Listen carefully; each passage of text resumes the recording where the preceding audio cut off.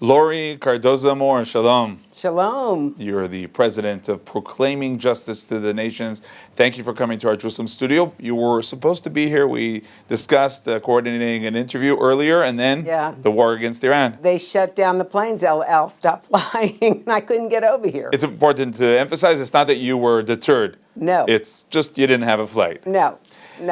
So now you're here, and you're continuing to really fight for the truth, fight against hate.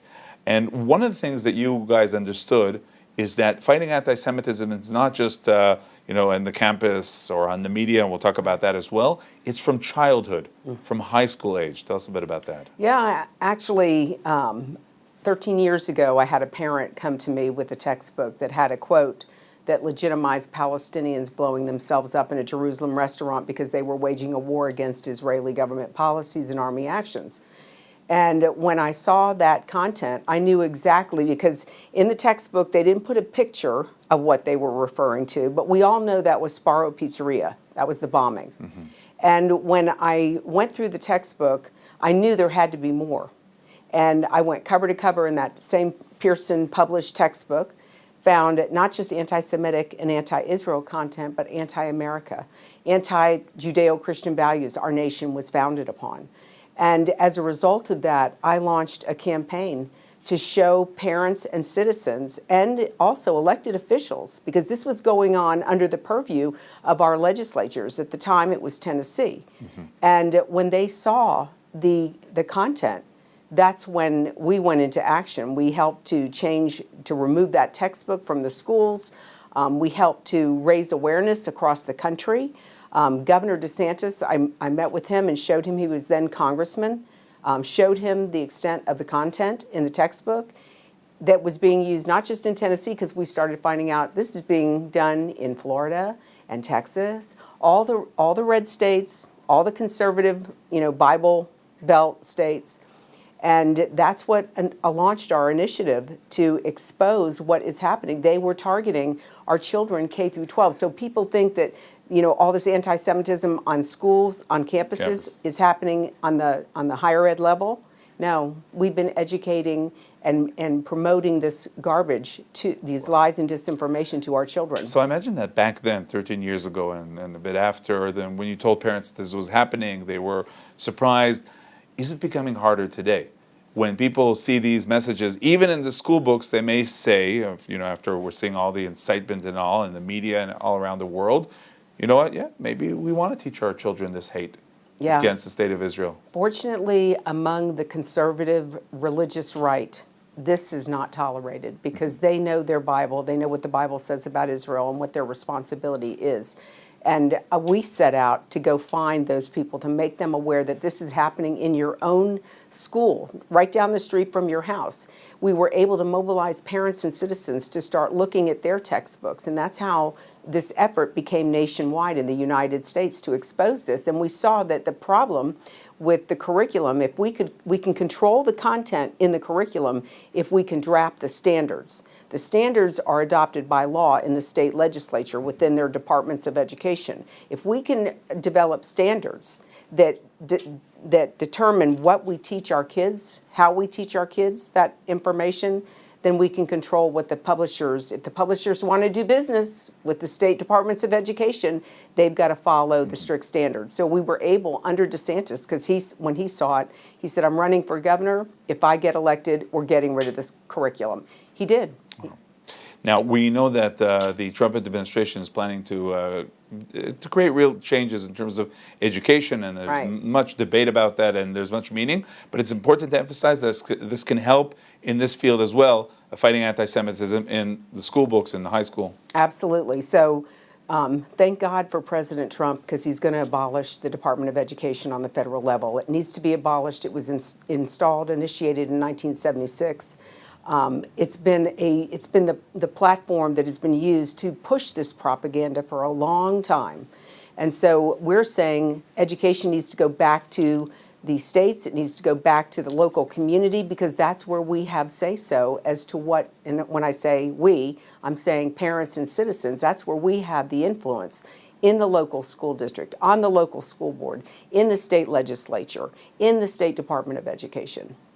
Now, regarding President Trump, his policies, you're also dealing with what some define as the woke right, or the exaggerated MAGA, America only and not just America first. And we felt this before the attack, the American attack against Iran, but you're feeling this, and it's much worse than just if the B-2s should be sent to Iran. Yeah, this is, to me, this new isolationist movement is the platform being used to try to target Israel. They say, oh, we don't want to be in all these foreign wars, but I believe the real intent is to single out the state of Israel so that Israel stands alone. And that America, the United States of America, cannot tolerate and allow to happen. These people are frauds. In fact, I was watching an interview this morning. Again, we are seeing the 1930s return again in the United States of America.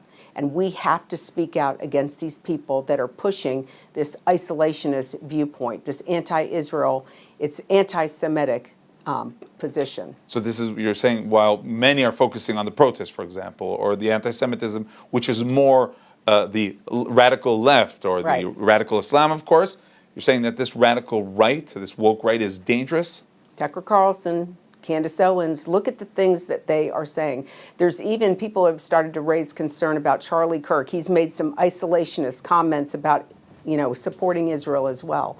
We have to be very careful. We cannot tolerate, as American citizens, even within the Republican, the Conservative Party, we can't tolerate these people. We've seen what's happened with the Democrat Party. We've got a guy that is a pro-terrorist guy who's running for mayor in New York City. This is deeply disturbing that this is happening in the United States of America, and we've got people that are interviewing terrorist sponsors, and we've got what's happening with Iran happening.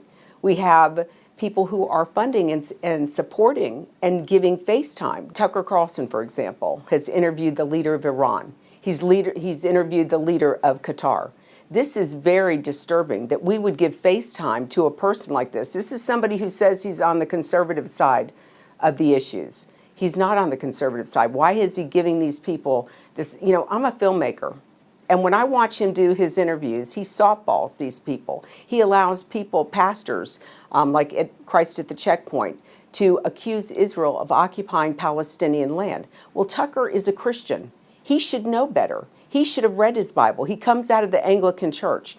Candace Owens professes to be a Catholic.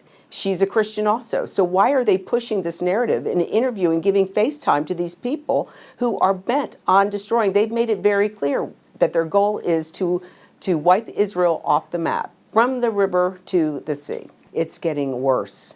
And when we see these people, these individuals who are giving interviews and communicating these lies, these lies and disinformation to an audience, a conservative, Republican, Christian audience, these people they make what happens in the Republican Party and the conservative movement possible. And if we don't challenge these people, like Tucker, like Candace, and their propaganda, we're going to lose a lot of Americans who aren't informed and aren't educated about what is actually going on here in Israel. It's outrageous to see the response from Americans with regards to supporting what happened on October 7th. That Americans even say that they accuse Israel of being occupiers, and because they're occupiers, that's why we're in the situation that we're in. Now, tell us a bit about this really special project you're working on, the Lost Jews of the Inquisition. Well, this is actually a personal project for me personally. My family is descended from Conversos, Marranos, and after seeing what's happened with the whole immigration issue in the United States, it occurred to me, I'll bet you these people, a lot of these immigrants who come here legally to the United States legally, or even illegally, don't realize that they may also be of Hispanic Latino descent. My great-grandfather on his deathbed called his children to his bedside, told them that he could not leave this earth without telling us that we're Jewish. We have a problem with anti-Semitism in the church, within Christianity.